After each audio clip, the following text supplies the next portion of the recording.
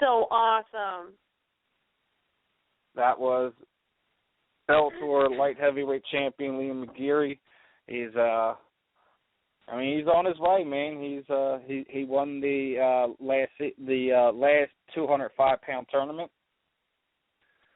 Got his title shot, won the belt, and now he's going to be a marked man. Everyone's going to be coming after him. We're going to see what Liam McGeary's made of. I believe that he's going to hold that title until he sees fit to let it go. Not anything against any of the other 205ers. You know, they all hold. You know, they all have their own skill set. I just believe that his skill set causes a lot of problems for the guys that are at the top of that division right now. Mhm. I definitely am looking forward to his next. Definitely going to be pretty entertaining, and he's going to come with it. I love his mentality. As do I. He's long. He's rangy. He's very active when he's on his back. Forget his last fight with before he won the title when he got that inverted triangle from like half guard. It was weird. I mean, the guy is long, rangy, and he knows how to use his his skills, not just on the feet but on the ground. And I think that's what makes him a little bit more well-rounded than what everyone else is doing. Yes, I agree. I agree with you. We've got Gary coming on next. Yeah, still waiting for him to call in right now, but as soon as he does, I will more than gladly put him on. But as far as anything else goes, I guess one of the things I wanted to bring up. Oh, wait. Let's see who this is. Da-da-da-dum. Drum rolls, please. Okay, without any further ado, we are now being joined by our second guest of the evening. We are now being joined by the one and only Gary Big Daddy Goodridge. Gary, how are we doing this evening, my friend? I'm doing great, thank you. First and foremost, thank you for your time tonight. A lot of people have been buzzing about having you come on the show tonight. So definitely looking forward to picking your brain here a little bit. No problem. Let's take away. First and foremost, I wanted to start off with the book, man. I mean, you have a book that's coming out and you're about to go on tour with. Is that correct? Yeah, I'm about to. The book's been out for a little bit, but yeah, I'm about to go to Boston to do quite a few seminars and a book signing. Yes. Now, what's the book about? Is it? If you want to jump in, the book's about. It's called Gatekeeper. It's about the lifetime of Gary Goodridge in the cage, and that's exactly that. It made a lot of people mad and angry. As a matter of fact, the mother of my daughter stopped talking to me for about a year after I wrote the book. Uh-oh. Baby mama drama. We don't want that. Always baby mama drama, yes. Gary, I think we all can relate, right? Well, except for me. But I Gary, can relate. Well, the subject is baby mama drama. No, that's next season. Actually, Gary, where can they find your book? Where can they purchase it at? It tells you in 7 chapters. The price 7 chapters or any major bookstore. It's online too. You can buy a copy online as well. And Gary, I gotta ask you, who are you kids in the background? What's going on back there? Oh, sorry. What's in the back? I just finished training this lady. I just finished training her. So sorry. So if you're hearing her work out a little bit. I'm just gonna... That's okay. Hi, lady. You have a good trainer. Yeah. I'll come over there. So, Gary, what now that you are retired and you can watch this stuff on TV and watch your friends fight, what do you think about MMA today as it was yesterday, back at the time when you fought? Man, I love. Well, there's a bit of difference in between MMA now and how it was when I fought. It's quite different. And how is it different? I want to know what you think. You know, the big thing when I fought, it wasn't so picked apart, and you know, you go out there and you did your best, and then, you know, I fought in UFC 8, you know, so it was just it was in its infancy. So you know, we grew it to where it is, but we like when I first went in the octagon, I had no idea you needed cardio. Cardio, what's that? You know? And then as it went on, you know, I realized people realize, oh, you need wrestling, you need boxing, you need jiu-jitsu, you need the whole ball of wax, you know. Whereas we didn't know that. We had no idea.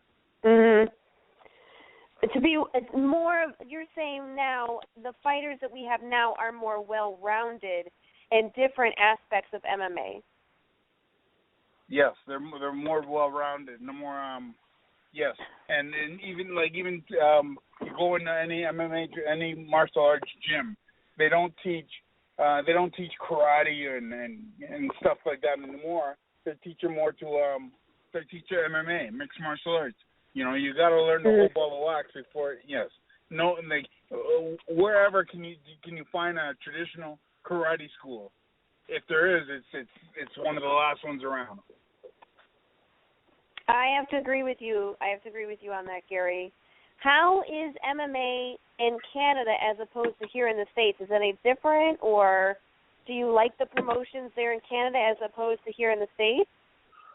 Oh, well, everybody everywhere in Canada and North America follow the UFC. So MMA is the UFC. I mean, Bellator is trying to make a roar, but you know, MMA is the UFC. Do you think Bellator will ever surpass UFC? Who knows? You know, it's like I said, as far as MMA came, it's still in its infancy stages. You know, we had there's been boxing been going on since the beginning of time, since the Olympics started. But you know, now boxing when's the last boxing fight you ever heard of? You know, people don't hear about boxing no more. The big giant boxing fights, they hear MMA. You know, they hear the UFC. You know, and now they're hearing a Bellator every now and then. It definitely has gone through some changes over the years, for sure. What are some of your favorite fights? I mean, what do you like best of some of the opponents that you fought? What are some of your best moments? Oh, I like one of the best moments that I've had when I fought Peter Arts in K1. I fought Peter Arts, and actually I lost him two times.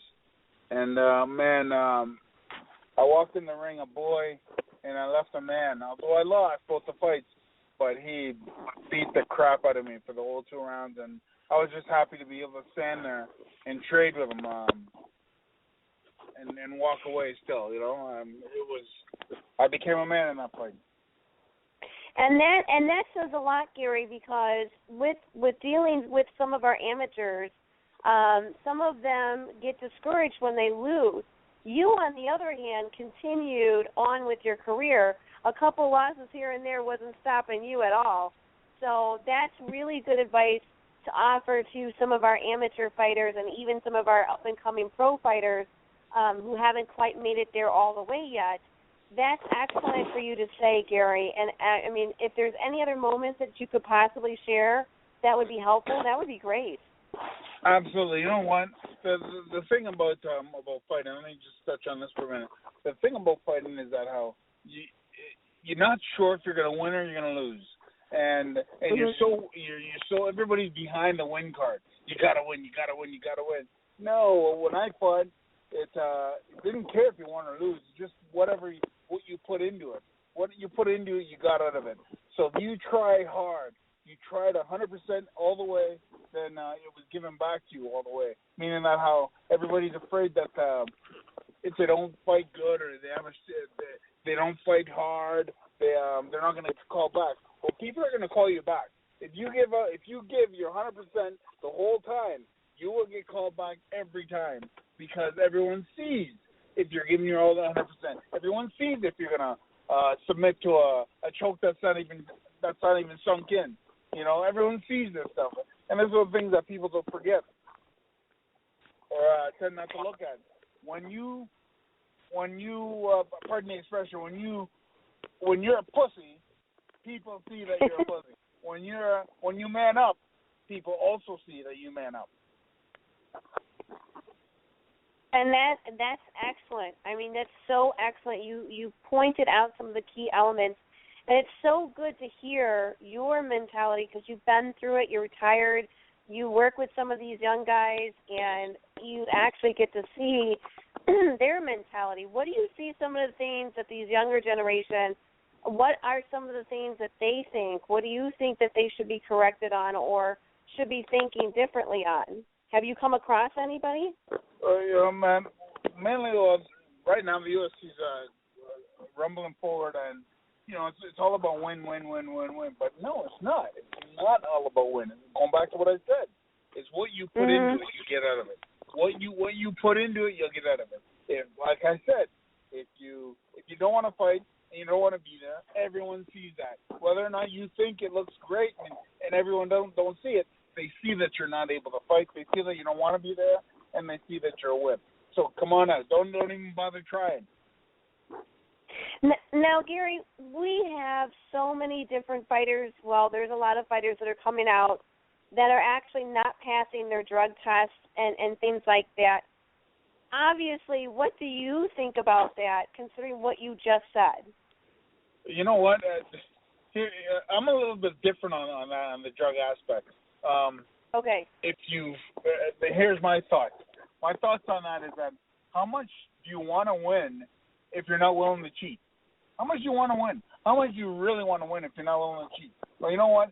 Everybody, no matter what happens, if you're being paid thousands, tens of thousands of dollars to fight, and you get more if you win, and sometimes you don't even need to get more.